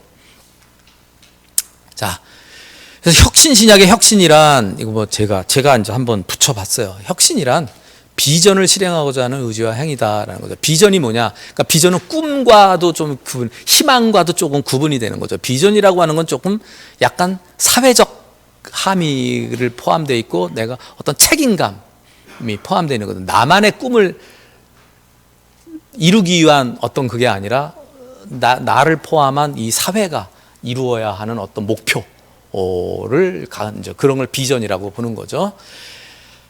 엘빈 토플러고요. 엘빈 토플러 김대중 대통령이 1997년에 이제 대통령이 됐고 98년 2월에 이제 취임식을 가졌죠. 그래서 98년 4월에 엘빈 토플러가 청와대를 방문하고 합니다. 이제 98년. 근데 이때부터 15년 전에 1983년에 과기부 장관 또 국회의원을 3선인가 했었죠, 이분이. 그리고 이제 그 전에 과기부 이전에 과학기술처 장관 했던 이상희 의원이 이제 유전공학 육성법이라는 거를 만듭니다. 83년에 유전공학 육성법이 만들어졌어요. 그리고 이게 후에 생명공학 육성법으로 이제 바뀐 겁니다. 제가 1982년에 대학원을 들어갔고, 대학원을 들어갔을 때 지도 교수님이 이제 부산고등학교 출신이고, 부산고등학교, 이 이상희 의원이 부산고등학교 출신, 동기동창이죠. 저희 지도 교수님이 동기 동창이 아니라 1년 후배고 또 동기 동창이 그 박상대 교수님이었고 박상대 교수님이 이제 이렇게 아끼던 후배가 이제 우리 지도 교수인데 아래 위층에 있었고 서울대 저기 아래 위층 교수였고 그래서 이분이 박상대 교수님한테 야 이런 거 만들어야 되니까 이거 한번 만들어 와 그랬더니 이 박상대 교수님이 강현선 교수님한테 이제 시킨 거죠. 그러니까 강현선 교수님은 저한테 심부름을 시키는 거죠. 그러니까 제가 국회 가서 이렇게 만들어진 거 이상위원한테 주고 그랬었어요. 그래서 이제 육성공학 유전법에 해서 이렇게 됐고 그래서 이제 유전공학 연구비가 생겼고 근데 이제 이때 1998년에 이렇게 돼서 IT와 BT에 투자를 해라 그래서 2000년부터 바이오 쪽의 연구비가 엄청나게 상승을 하기 시작합니다. 우리나라에서. 그러니까 과기부에서 바이오 쪽의 연구비를 이렇게 지속적으로 올리게 됩니다. 아까 말씀드렸던 폴버그 제조합 바이러스, 제조합 DNA, 그러니까 제조합 DNA 기술을 이용해서 이제 증명을 해서 노벨상을 받았는데 이분이 노벨상 수상 연설에 제조합 DNA 기술과 하워드 태민, 이게 이제 제가 미국에 포스닥을 했을 때 지도 교수님입니다. 이 지도 교수님이 하신 일이 레트로바이러스를 연구해서 레트로바이러스는 역전사를 한다. RNA를 DNA로 바꿔서 감염된 세포에 집어넣는다.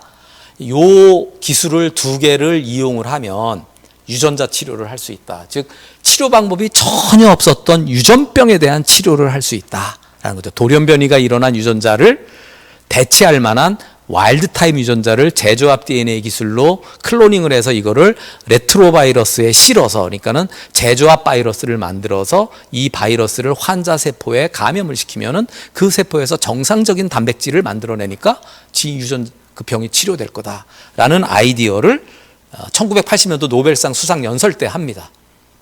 이때 같이 노벨상을 받았던 분들이고요. 이분은 이제 이 두 분은 유전자 염기서열법을 개발했던 분들이고요. 그래서 우리가 이제 유전자 염기서열 해독이 가능했죠.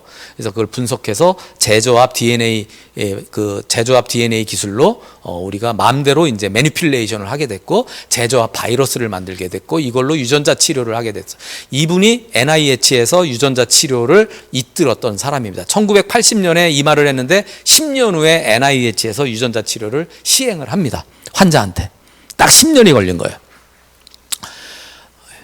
이분이고요. 아까 그분이 프렌치 앤더슨. 이 두 분이 연구를 해서 아다 유전자 세라피를 합니다. 아다진 세라피. 아다 유전자를 부모에게부터 돌연변이를 받으면은 이 환자는 선천성 면역 결핍증에 걸립니다.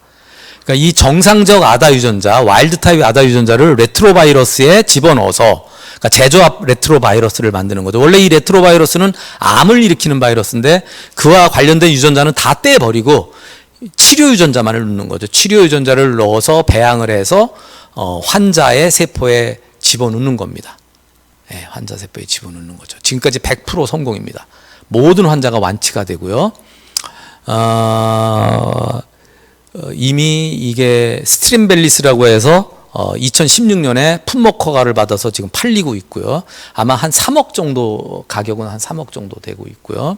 지금은 이제 이때는 레트로바이러스였는데 이제 최근에 2020년에 우리가 이거 똑같은 방법인데 바이러스를 렌티바이러스를 쓰겠다, 에이즈 바이러스를 쓰겠다 해서 임상시험에 들어갔어요.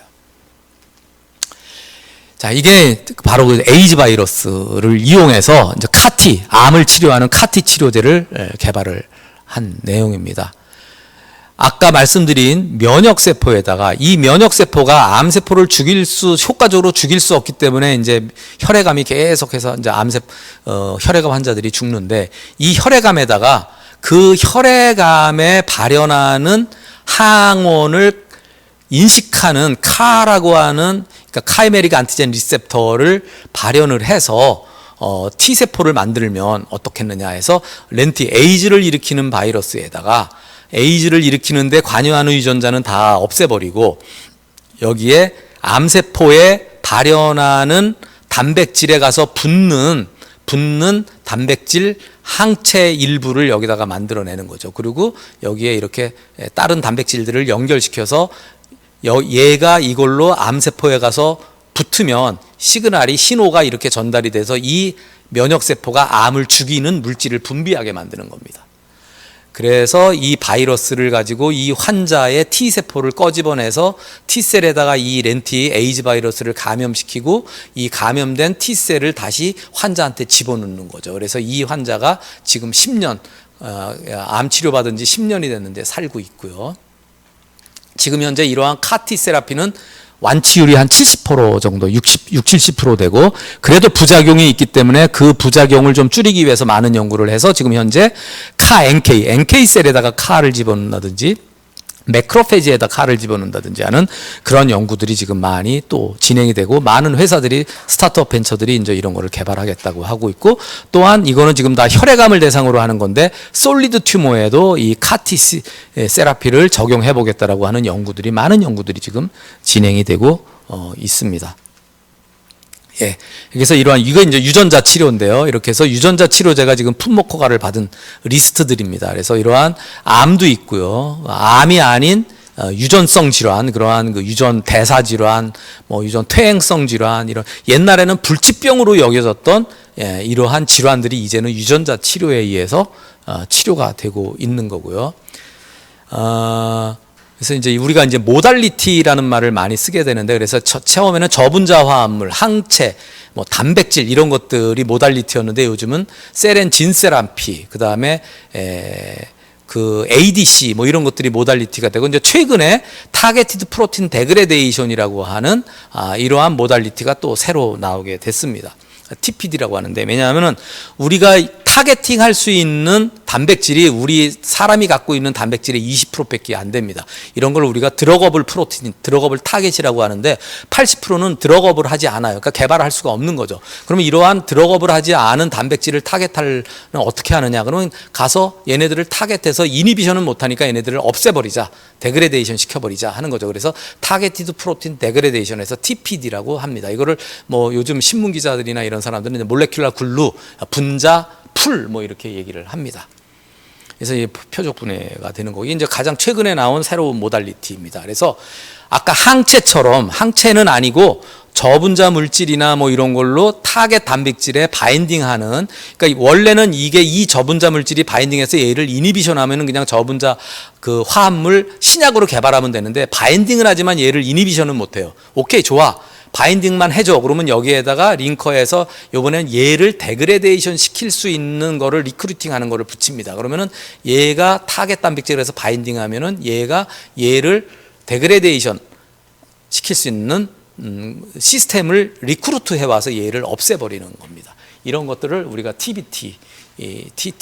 TPD라고 얘기를 하고, 이렇게 프로탁, 처음에 개발된 게 이제 프로탁, 프로테올라이스 타겟팅, 그다음 오탁, 오토탁, 에이텍 해서 이제 개념은 같은데 조금씩 이제 방법들을 조금씩 개량해 나가서 데그레데이션을 어떻게 시킬 것인가, 방법들을 갖다가 조금씩 바꿔 나가는 겁니다. 그래서 이런 것들을 다 통칭해서 TPD 드럭이라고 얘기를 하는 겁니다.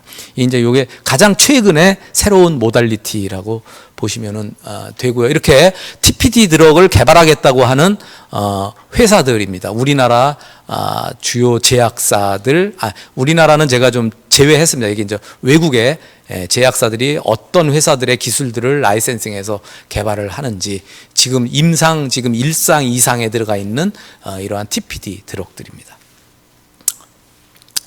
인공지능 신약이라는 게 또 있는데, 이거는 제가 만든 게 아니라 저희 같은 과의 강남숙 교수님한테 제가 부탁을 했어요.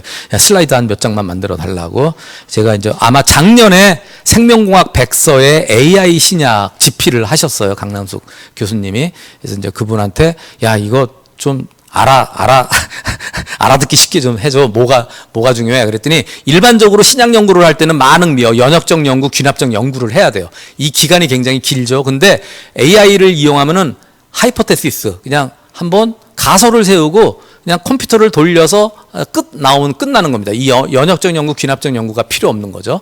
이렇게 해서 전 세계적으로 지금 많은 AI 신약 플랫폼이 구축이 되어 있고, 그래서 인공지능 신약은 이렇게 전통적으로 이렇게 타겟 아이디부터 인비트로 스크린이 히트까지 나오는데 한 3, 4년이 걸리는데, 이 3, 4년이 걸리는데 AI로 요 작업을 하면은 한 1년 이내로 끝난다는 얘기죠. 1년 이내로 끝난다. 그 다음에 히트가 나오고 리드부터 해서 엑스비브에서 비임상 연구를 하는데 한 2, 3년이 걸리는데, 요걸로 하면은 한 1, 2년이 걸리는 거고, 또 IND. 그러면 이제 IND 팔링을 해서 이제 임상도 도움을 주는 거죠. 그래서 AI 신약은 실제로 신약을 개발하는 게 아니라 요 기간을 단축시켜주는 데이터 사이언스다 된다라는 겁니다. 그래서 AI 방법을 이용해서 발굴한 신약들이 지금 이 정도가 있고, 지금 얘네들이 임상, 2상, 3상, 4상 이렇게 이제 승인을 받은 것도 있고요.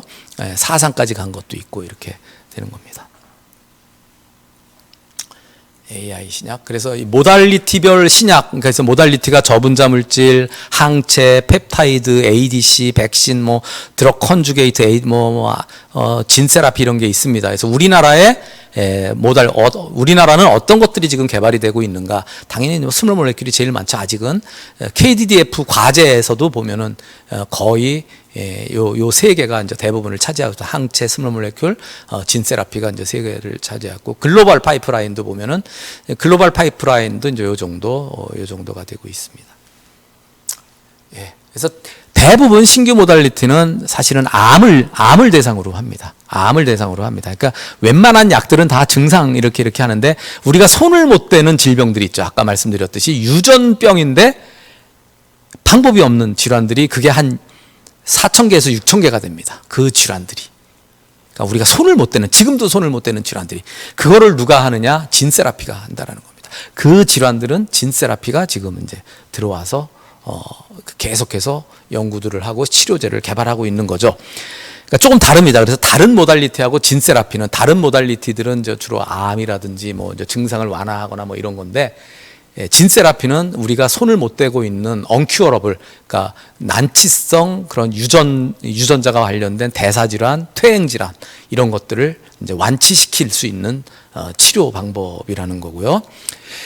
그래서 제가 이제 옛날에 뭐 글을 좀 이제 쓰다가 이렇게 조사하다가 이제 보니까 2013년에 삼성경제연구소에서 글을 썼어요. 우리나라 이제 미래가 어떻게 바뀔 건가 해서 이제 7대 파괴적 혁신 기술을 여기서 선정을 했습니다. 보시면은 이미 뭐 웨어러블 컴퓨터 이미 많이 실용화됐죠. 3D 프린팅, 지금 많은 회사가 이제 3D 프린팅 하고 있고, 상황 인식 기술, 이거 이제 이게 이런 것들도 지금 많이 로봇이랑 해서 많이 하고 있는 것 같고, 자동 주행터 이미 나왔고, 초경량 소재, 포스트 배터리, 지금 다 진짜 이슈가 되고 있고 실용화가 되고 있는 기술들이에요. 여기에 2013년에 유전자 치료를 갖다가 해놨어요. 질병 정복 시대의 개막이라고. 2013년이면 사실 유전자 치료제 품목 허가가 2012년에 하나만 나왔을 때예요. 유태인들이 많이 걸리는 지질분해 효소를 만들어내지 못해서 고기를 못 먹는 환자들이 있습니다. 유태인들 중에. 그래서 리포프로틴 유전자를 AAV 바이러스에다가 집어넣어서 허벅지를 한 20군데를 찔러요. 그러면 허벅지에 있는 근육세포에 바이러스가 들어가서 그 유전자를 만들어내서 혈액으로 뿜어내면 혈액이 온몸을 돌아다니면서 이제 간세포랑 이런 세포에 들어가서 지방을 분해하는, 그러니까 고기를 먹을 수 있는 유전자 치료제가 2012년에 품목 허가를 받은 것밖에 없는데, 삼성경제연구소 그때만 해도 사람들이 그랬죠. 에이즈를 일으키는 바이러스 갖고 유전자 치료를 해야 하고 막 손가락질을 하던 시대였었어요. 그런데 이때 삼성경제연구소에서 이제 유전자 치료제 질병 정복 시대의 개막이라고 했죠. 결국 증상을 완화시키고 이런 약들은 계속 나올 텐데, 우리가 소위 말하는 불치병들을 고칠 수 있는 인류의 최대 과제 중에 하나를 할 수 있는 게 유전자 치료다라고 해서 이제 근데 실제로 이런 것들이 지금 되는 거고, 마지막 슬라이드인데요. 이게 그냥 간단하게 말씀드리면은 결국 아까 이제 좀 말씀을 드렸는데, 많은 차이가 있습니다. 문화적으로 많은 차이가 있어요.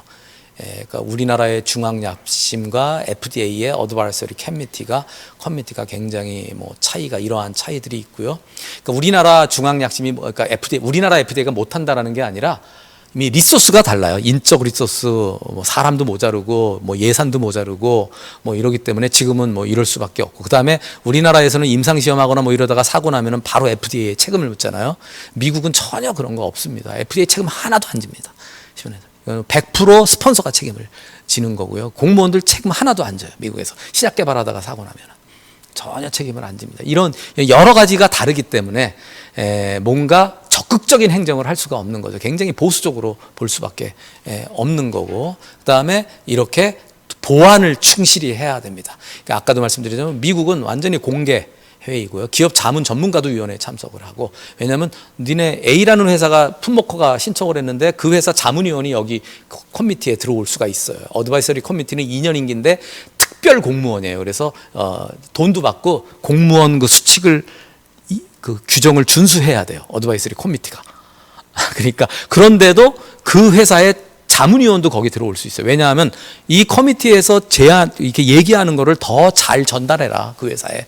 그래서 이거를 잘 해서 더 좋은 제품으로 만들어 갖고 와라라는 거죠. 그러니까 결국 신뢰죠. 니네 뒤에서 뒷돈 받고 뭐 봐주는 거 아니야, 이런 의심을 하는 게 아니라 완전히 신뢰. 하지만 걸리면은 평생 다시 그 자리로 못 오는 이제 그러한 시스템으로 이제 운영을 하는 게 좀 차이다라는 거고요. 뭐 포지티브, 네거티브 규제는 뭐 많이 얘기를 한 거니까 이제 우리나라는 이거만 해라는 거고, 그 말이 없으면 못 하는 거고, 이제 외국은 이거는 하면 안 돼라는 게 있고, 그 리스트에 없는 거는 뭐든 해도 되는 아주 비슷하지만 완전히 다른 규제인데, 그래서 그 규제를 위해서는 이렇게 전문가들이 항상 미팅을 합니다. 항상 미팅을 해서 규제를 만들고 이제 정부랑 해서 규제를 네거티브 규제로 끌고 가는 거죠. 그러면서 이제 하지만 감시는 충분히 하죠. 예를 들어서 미국에서 제약회사나 학교나 이런 데 근무하지 않는 사람이 게놈 에디팅과 관련된 시약을 샀어, 개인 돈으로. 그러면 바로 CIA가 옵니다. FBI가 바로 그 집을 급습을 합니다. 그 시스템이 그렇게 돼 있는 거예요. 그렇게 거기는 이제 감시를 그렇게 하는 거죠. 하지만 연구자는 하고 싶은 거 마음대로 해라, 이거죠. 하고 싶은 거 마음대로 해라. 이런 게 있고요. 그다음에 이제 바이오 벤처, 바이오 스타터. 이제 한국의 바이오 벤처는 기술 창업이고요. 모든 거를 그 대표이사한테 모든 책임을 집니다. 지우게 합니다. 하지만 미국의 바이오 스타트업은 기획 창업이고요. 전문가들이 모여서 창업하고 기술자, 즉 과학자한테는 네가 갖고 있는 기술만 넘겨. 그리고 너는 CSO나 CTO만 해. 그러고 이제 합니다. 우리나라는 IPO를 해야만 하는 거고, IPO 못하면 뭐 대표이사를 잡죠. 그래서 뭐 자살하는 사람도 몇 명 있었죠. 근데 미국은 바이오 스타트업의 목표는 라이센싱 아웃과 M&A입니다. IPO가 아니라 그 나스닥 상장이 아니라 라이센싱, 이런 게 있고, 이런 게 이제 시달리다 보니까는 기업가 정신이라는 게 없죠. 우리나라는 어떻게든 증권회사랑 해서 IPO를 하는 게 목표이기 때문에 기업가 정신이 들어올 여지가 없습니다. 그러니까 이제 이런 것들이 바뀌지 않으면 우리나라에서 과연 혁신 신약이라는 게 계속해서 잘 만들어질 수 있을까라는 생각을 가끔 합니다. 그거는 이제 우리가 다 같이 해결해야 할 문제고, 어느 한 플레이어가 해결할 수는 없고, 이 신약 개발을 하는 데는 정부, 제약회사, 규제기관, 연구자, 개발자, 그 다음에 캐피탈, 이 벤처 투자하는 많은 플레이어들이 있는데, 이 플레이어들이 협조를 해야 이러한 문화가 바뀌는 거기 때문에, 제가 너무 시간을 길게 잡은 것 같아서 죄송하고, 빨리 업무 시간이 있을 때 뭐 질문 혹시 있으시면 짧게 받겠습니다.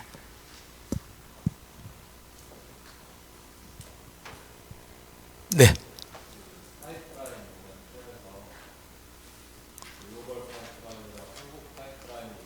네.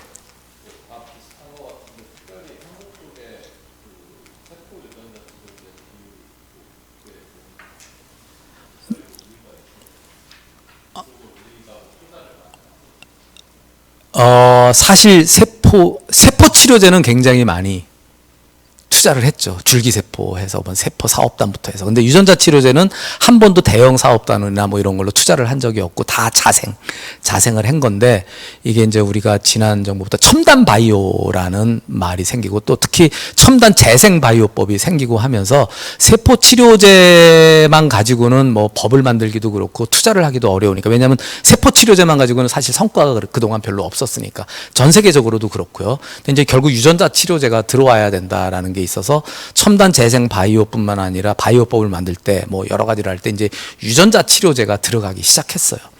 그래서 이제 모든 정책이나 예산이나 할 때 세포 유전자 치료제 이렇게 들어가기 시작을 했고, 근데 유전자 치료제가 그렇게 되면서 카티나 이런 게 이제 확 뜨니까 우리나라 바이오 스타트업 하시는 분들이 창업을 하면서 이제 카티라든지 뭐 이제 이런 유전자 치료제를 개발하겠다고 하는 회사들이 많이 생겼어요. 한 3년 전에 제가 조사를 할 때 우리나라에 한 50개 정도 바이오 스타트업이 유전자 치료제를 개발하겠다고 했고, 그 중에 일부는 굉장히 잘 하고 있고요. 실제로 잘 하고 있고, 그래서 미국에서 임상 시험도 많이 하고 있고 요즘에 그렇게 되고 있고, 그래서 정책 자체가 이제 뭐 쿼터가 있는 거는 아니에요. 뭐 몇 퍼센트는 뭐 어디를 뽑고 몇 퍼센트 어디를 뽑고 이런 거는 아닌데, KDDF에서 이제 위원들이 사실은 유전자 치료제 전문가들이 많지가 않음에도 불구하고 저 정도로 지금 이제 뽑히고는 있습니다. 그러니까 그만큼, 왜냐하면은 저분자 물질은 사실 히트하고 후보 물질 가도 이게 임상 가서 성공할 확률이 그렇게 높지 않아요. 근데 유전자 치료제는 사실 선도 물질만 와도, 선도 물질까지 와서 괜찮아 그러면 이거는 사실 끝까지 가서 임상시험 성공할 확률이 굉장히 높아요. 그러니까 그런 것들이 오니까 아마 KDDF에서도 아마 유전자 치료제 선정률이 좀 이제 높은 게 아닌가, 저 개인적으로 그렇게 생각하고 있습니다. 아직 정부가 유전자 치료제 사업을 이렇게 지원하기 위해서 만든 사업단이나 블록 펀딩이나 이런 거는 없고요. 작년에 처음으로 이제 유전자 교정 사업단이 만드는데, 그건 또 유전자 교정이고, 유전자 교정은 사실 유전자 치료의 MOA 중에 하나예요. 그렇기 때문에 이제 유전자 치료는 없지만 자생적으로 이제 사람들이 연구하고 회사 만들고 해서 지금 이제 이렇게 오고 있는 것 같습니다. 그 전에 KDDF 묵현당 단장이 여기저기 가서 세미나하고 발표할 때 앞으로 전 세계 유전자 치료제 시장이 엄청나게 커질 거다. 이제 그렇게 얘기들을 많이 했고, 그래서 아마 이제 그쪽으로 투자들을 우리나라 벤처 캐피탈에서 아마 그런 유전자 치료 회사에 투자들을 좀 했기 때문에 이제 성과들이 지금 그런 성과들이 좀 나오고 있지 않나 생각을 합니다. 네, 아까 그 TPD 말씀해 주셨는데요. 네네. 그 이제 다른 신약 개발 사례를 봤을 때 TPD가 지금 뭐 임상 이상이 가장 빠른 것 같긴 한데, 상용화 시기는 언제쯤 생각하시는지, 뭐 이전 전례를 봤을 때 몇 년이나 더 기다려야 될지, 그리고 더 우리가 뭐 기초 원천 단계에서도 지원해야 되면 어떤 게 있는지 궁금합니다. 네, 그 TPD는 이미 굉장히 많은 기술들이 개발됐고, 우리나라도 상당히 이쪽으로는 뭐 경쟁력이 제 개인적으로 있는 것 같아요. 제가 이제 학기마다 매년 한 6분 정도 외부 전문가들을 모셔서 학교에서 세미나를 하는데, 지금까지 TPD 전문가만 한 너댓 명이 오셨는데 굉장히 좋고, 그 다음에 이제 TPD의 대부분 타겟은 암입니다.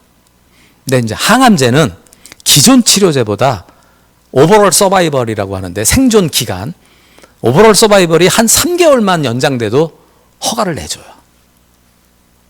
이제 이게 이 임상 시험이 성공했다 안 했다를 이제 하는 그 이제 그 근거들이 있거든요. 지표들이 있거든요.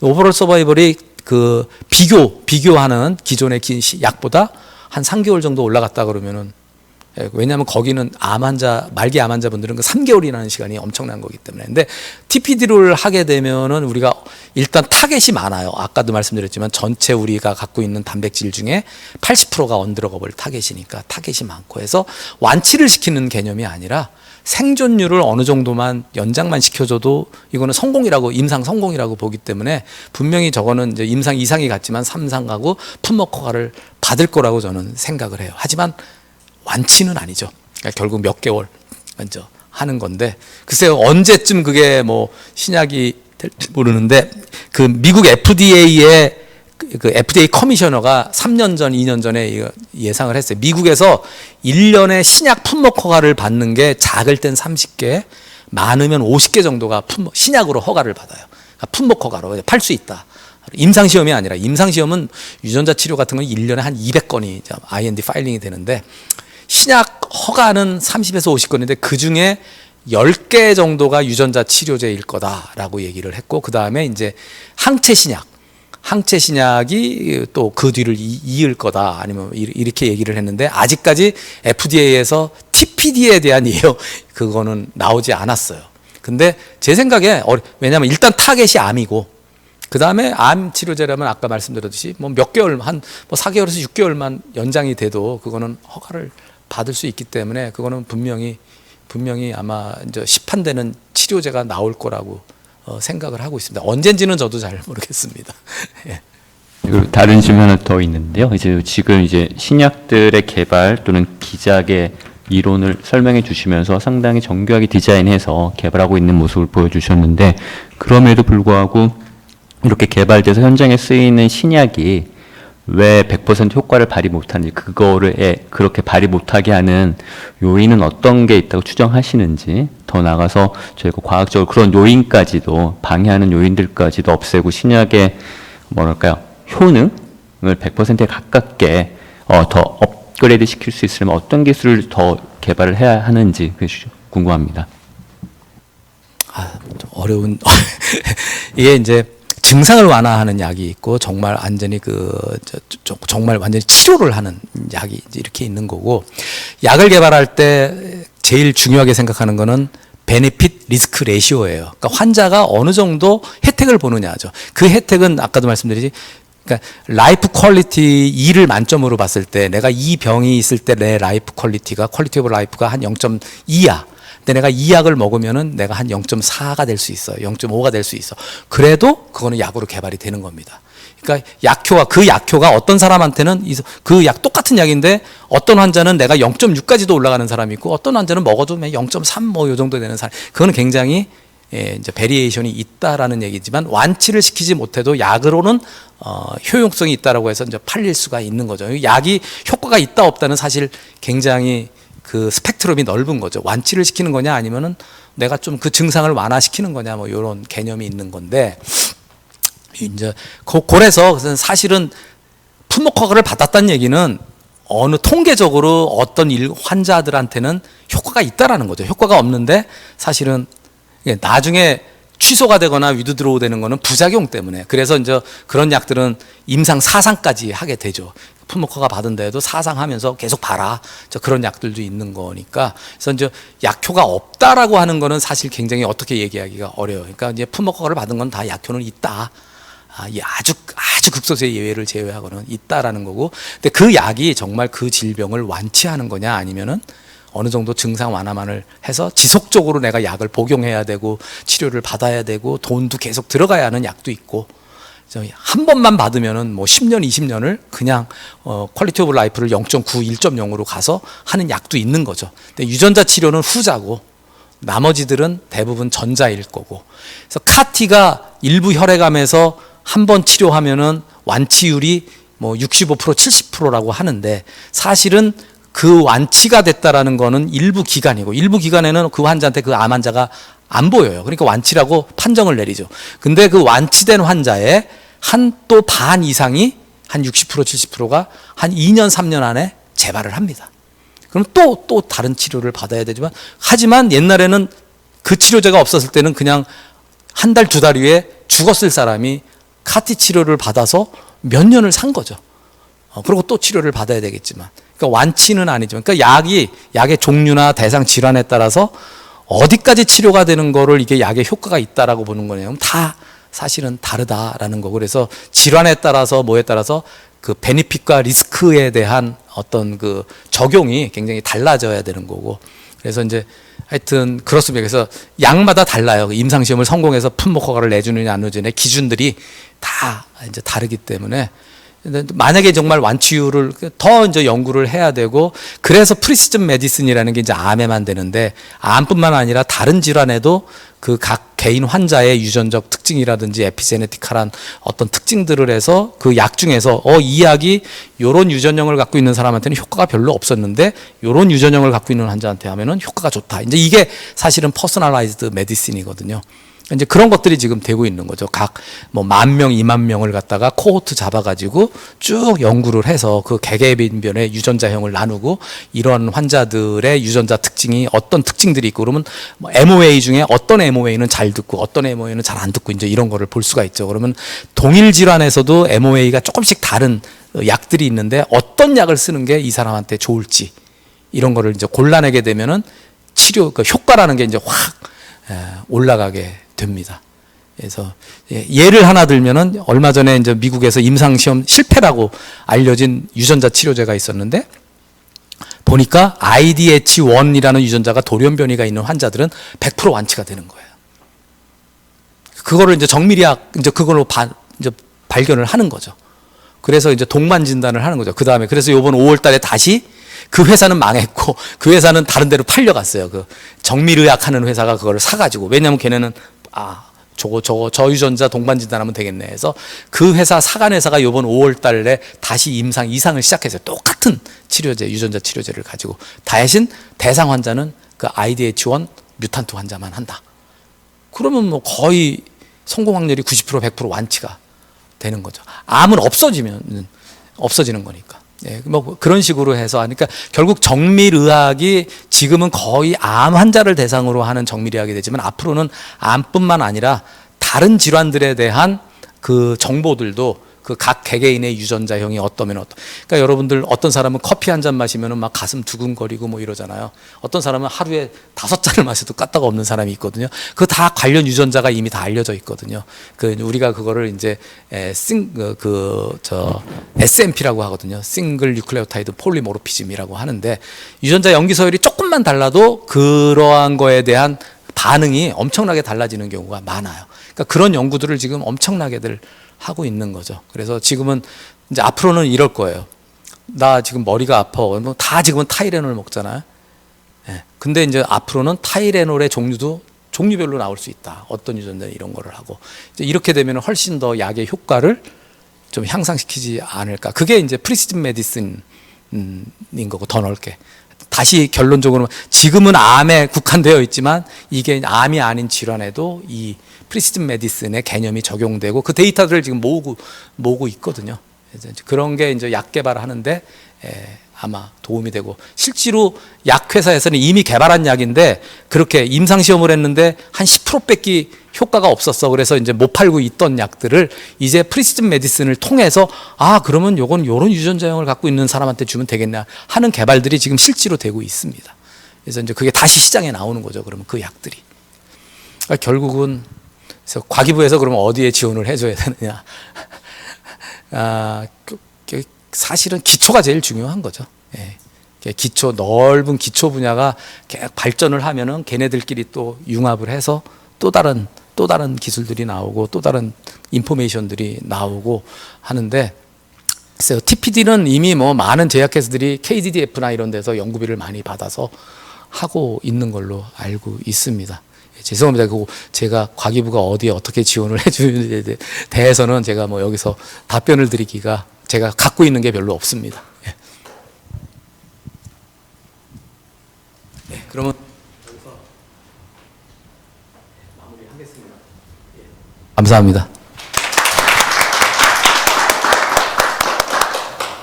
네, 신약 관련 내용이 너무 광범위해가지고 자료 준비가 쉽지 않으셨을 것 같은데 너무 알기 쉽게 설명해 주신 김현수 교수님께 다시 한번 감사드리면서 5차 바이오 스터디를 마무리하도록 하겠습니다. 참석해 주신 모든 분들 감사드립니다.